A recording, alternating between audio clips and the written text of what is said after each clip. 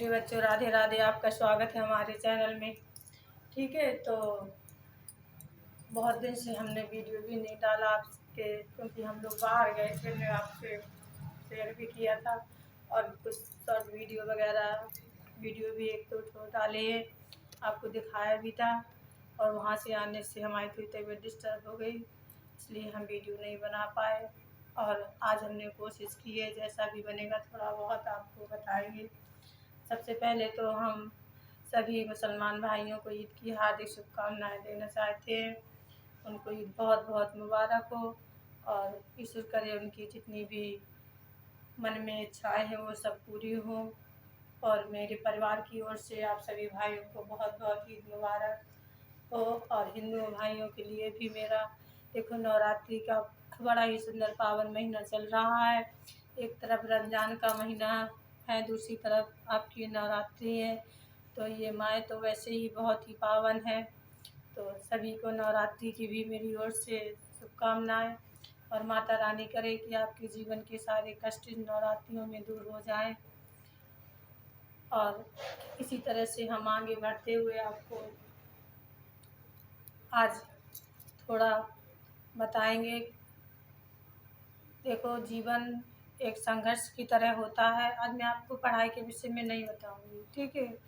अगले वीडियो में जब मेरी तबीयत सही हो जाएगी तो मैं आपको निश्चित रूप से कुछ ना कुछ बताऊंगी। बायोलॉजी से संबंधित भी बताऊंगी, आगे जो भी आप पूछेंगे वो भी बताऊंगी। सर आपकी लाइफ चला रहे हैं, आप उन्हीं से भी थोड़ा पढ़िए। तो शादियों का सीज़न भी देखो चल रहा है, तो माह बहुत ही पवित्र चल रहे हैं। गर्मियों का सीज़न है। इस तरह से आप देखिए कि जीवन में जैसे हमारा जीवन होता है उसी तरह से ये ऋतुएँ भी होती हैं। कभी सर्दी, कभी गर्मी, कभी बरसात। तो जीवन में कभी सुख आते हैं, कभी दुख आते हैं, और इसी तरह हमारा जीवन चलता रहता है। मानो अपने खुश रहने के लिए कुछ ना कुछ ढूंढ ही लेता है। जैसे आज पावन मुसलमान भाइयों के लिए बहुत ही पावन दिन आने है, ईद। उनके लिए सबसे बड़ा त्यौहार माना जाता है। इस दिन वो सभी आपस में मिलते हैं, ठीक है। और हम सभी को इस वीडियो के माध्यम से सिर्फ इतना संदेश देना चाहते हैं कि कभी भी किसी भी वर्ग जाति के ऐसा मत सोचो कि नहीं ये उनका त्यौहार है, हमारा नहीं है। जब हम लोग एक इंसान हैं तो सभी का त्यौहार एक साथ मनाना चाहिए। जैसे उन लोगों की ईद है तो हमें भी ईद को सेलिब्रेट करना चाहिए। इसलिए मैं बार बार आप लोगों से कहती हूँ कि भेदभाव मत करो और सभी लोगों के साथ जैसे जिसका जो त्यौहार आता है उसी में खुश हो जाओ। क्योंकि जीवन में कष्ट तो बहुत है, वास्तव में जीवन में कोई खुश नहीं है। किसी न किसी को कोई दुख ना दुख लगा रहता है, लेकिन अगर हम चाहें कि खुश रहना है तो रास्ता अपने आप निकल आता है।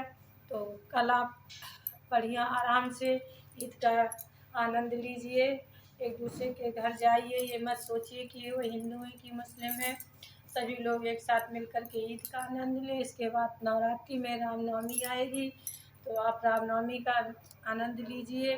आपके गांव में जहाँ से भी आप लोग देख रहे हैं, कब जवारे निकलती हैं, किसी के यहाँ अष्टमी को निकलती हैं, किसी के यहाँ नवमी को निकलते हैं, हमारे यहाँ पूर्णमासी को निकलते हैं। तो जवारों का भी भव्य समारोह होगा, उसमें भी आप आनंद लीजिए। तो बस मेरा यही आपसे कहना है कि देखो, बैर भाव में कुछ नहीं रखा है।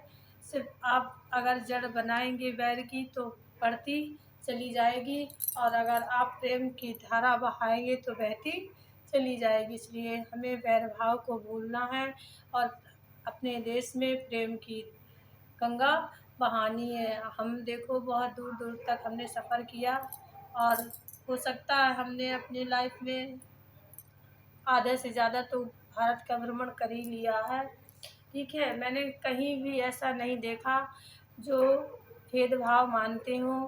सभी जाति के वर्ग के लोग एक साथ सफ़र करते हैं, रहते हैं, घूमते हैं। कुछ लोगों से तो ऐसा दिल जुड़ जाता है कि जब छूटो तो कष्ट भी होता है, लेकिन आज गांव में देखा जाए तो वो नहीं है।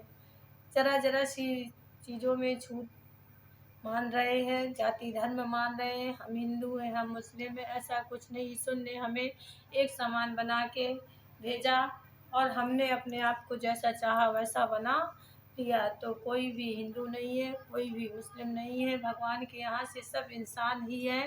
इसलिए आप इंसान की तरह रहिए और अपने हमेशा अपने देश के लिए और आपस में सभी लोग प्रेम भाव बनाए रखिए, ठीक है।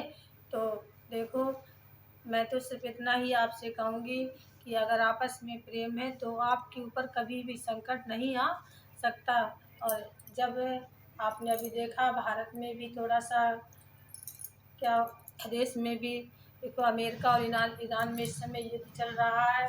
तो स्थितियाँ क्या होती हैं, युद्ध करने से किसी एक को लाभ नहीं होता, दोनों ही बर्बाद होते हैं, ठीक है। और देखो, उन दोनों में तो युद्ध छिड़ा ही छिड़ा है। भारत में भी गैस की समस्या आ गई है। अब देखो, गैस नहीं मिल रही है, आदत भी छूट गई चूल्हे में खाना बनाने की, अब मुश्किल पड़ी है। इसलिए कभी भी लड़ाई मत करो, लड़ाई से किसी का भला नहीं होता है, हानि ही होती है। अगर ये बातें मेरी आप लोगों को अच्छी लगी हों तो वीडियो को शेयर कीजिए, लाइक कीजिए, सब्सक्राइब कीजिए और हमारे चैनल को आगे बढ़ाइए। मेरी तबीयत सही नहीं है, इसलिए मैं ज़्यादा बोल भी नहीं पा रही हूँ। और आपको आगे की वीडियो में मैं बहुत ही अच्छी अच्छी चीज़ें आपको पढ़ाऊँगी। जो भी आप मुझसे पढ़ना चाहते हैं कमेंट करके ज़रूर बताना कि मैम हमें इस विषय में आप पढ़ाइए। एक सबसे बड़ी शिकायत मुझे ये है कि लोग कमेंट नहीं करते हैं, ठीक है। तो ऐसी क्या कमी है, आप लिख के भी आप मुझे आप बताइए कि मैम आपकी वीडियो हमें पसंद नहीं आ रहे हैं या पढ़ाया हुआ समझ में नहीं आ रहा है, ठीक है। तो कुछ भी लिख के आप बता सकते हैं हमें कि मैम ये दिक्कत है, क्योंकि मैं देख रही हूँ बराबर कि कोई भी बच्चे पेमेंट नहीं करते हैं। और अब तो बहुत ही लोग हमारे वीडियो को देखने लगे हैं, मेरे बड़े भाई बहन जो भी इस वीडियो को देखते हों, सभी के लिए मेरी ओर से बहुत बहुत धन्यवाद। और इसी तरह से आप हमारे चैनल पे जुड़े रहिए, चैनल को लाइक कीजिए जो नए लोग हैं और सब्सक्राइब कीजिए। तो धन्यवाद।